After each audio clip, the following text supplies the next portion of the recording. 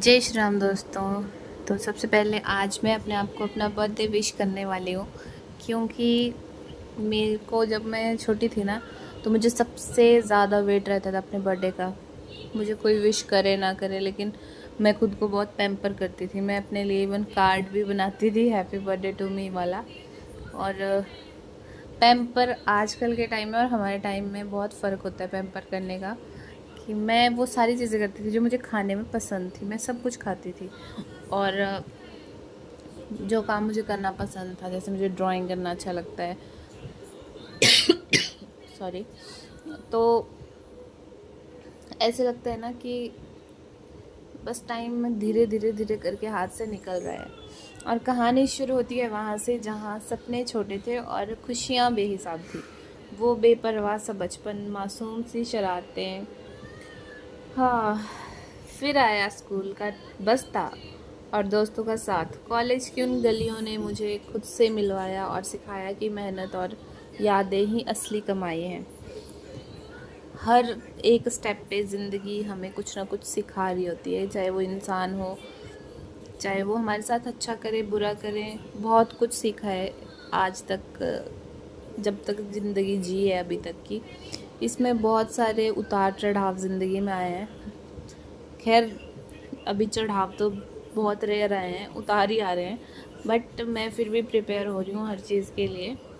और ये जो सफ़र होता है ना ज़िंदगी का, इसमें कुछ लोग फरिश्ते बन के आते हैं, जैसे हमारी फैमिली, हमारे अपने, जिनके प्यार से हम हर कदम पे हिम्मत महसूस करते हैं। आज पीछे मुड़ के देखती हूँ ना, तो सिर्फ शुक्रगुजार होती हूँ अपनी माँ की, इस नई ज़िंदगी को मुझे देने के लिए। Thank you so much mummy. और आज सुबह जब मैं उठी ना, तो आईने में खुद को देखा, तो वो चेहरा कुछ जाना पहचाना सा लगा, पर कुछ बदला हुआ भी था। आज मेरा जन्मदिन है। लोग कहते हैं साल बढ़ गया, मैं कहती हूँ एक और तजुर्बा जुड़ गया। आज जी चाहता है कि इस भागती दौड़ती ज़िंदगी को थोड़ी देर के लिए रोक दूँ और उस लड़की से मिलूँ जो बरसों पहले कहीं पीछे छूट गई थी, जो चुलबुली थी, शरारती थी। याद आता है वो स्कूल का बस्ता, जो शायद मेरे वज़न से भी ज़्यादा भारी हुआ करता था। वो दो रोटियां, वो दो चोटियां, वो घिसी हुई pencil, lunch box, lunch break का वो बेसब्री से वेट करना। तब सबसे बड़ी टेंशन ये होती थी कि हमारा होमवर्क सबसे पहले कंप्लीट होना चाहिए, फिर हमने खेलने जाना है। वो गलियां जहाँ बेपरवाह दौड़ते थे, तब पता नहीं था कि बड़े होना इतना मुश्किल होता है। जब छोटे थे उस समय लगता था ना कि हमें बड़ा हो जाना चाहिए, जल्दी से कॉलेज जाना चाहिए। बल्कि हमें ये उस टाइम पता नहीं होता है कि जो हम सोच रहे हैं ना, वो ज़्यादा अच्छा नहीं है, बल्कि जो हम जी रहे हैं वो ज़्यादा अच्छा है। अच्छा, वो मासूमियत, वो बेफिक्री आज भी कहीं ना कहीं मेरे अंदर शायद जिंदा है। फिर आया जी कॉलेज, वो आज़ादी का पहला एहसास, हाथों में किताबें थोड़ी सी और आंखों में ढेरों सपने। कॉलेज की उस कैंटीन वाली थोड़ी छोटी सी शॉर्ट सी गपशप और उन लंबी डिग्रियों वाली पढ़ाई ने हमें लड़ना सिखाया है। उतार चढ़ाव आए, लेकिन कभी थकी नहीं हूँ। बस बहुत कुछ झेला है ज़िंदगी में, बस रुकी नहीं हूँ। बस एक खुद की पहचान बनाने का भूख है, कि बस अभी अपने लिए कुछ करना है।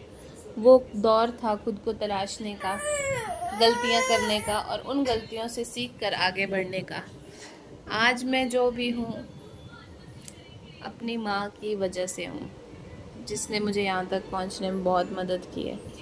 शायद वो मेरे साथ आज नहीं है, लेकिन कहीं ना कहीं मेरे लिए दुआ कर रही होंगी जहाँ भी होंगी। पर ये सफ़र कभी अकेला नहीं होता है इस लाइफ में। मेरी ज़िंदगी के सबसे खूबसूरत हिस्से वो लोग हैं जिन्होंने मुझे गिरने से पहले ही थाम लिया। मेरे परिवार में मेरी मासी, मेरा भाई, मेरे कुछ दोस्त, और शादी के बाद मेरे पति, और आगे मेरा बच्चा भी। बस, तो कुछ रिश्ते ऐसे हैं जिन्होंने मुझे बिल्कुल सेल्फलेस लव दिया है। ख़ास तौर पर वो लोग जो मेरे लिए सिर्फ रिश्तेदार नहीं है, मेरी हिम्मत है। मैं नाम मेंशन नहीं करना चाहूँगी किसी का, लेकिन शायद मुझे मौका मिला तो मैं सब कुछ रिटर्न करूँगी, क्योंकि जिन्होंने अपनी खुशियाँ मेरे पे कुर्बान की हैं उनके लिए मैं क्या कर सकती हूँ कि कभी उन्हें मेरी ज़रूरत हो तो भगवान मुझे इतना काबिल बना दे कि मैं उनकी मदद कर सकूँ। आज जब मैं अपने बच्चे को देखती हूँ और अपने घर की जिम्मेदारियाँ निभाती हूँ तो समझ आता है कि बड़ा होना सिर्फ उम्र बढ़ना नहीं बल्कि किसी के ढाल बनना भी है।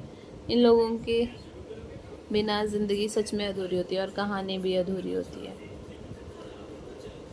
चलो, तो ये आज का व्लॉग अच्छा था। Thank you so much.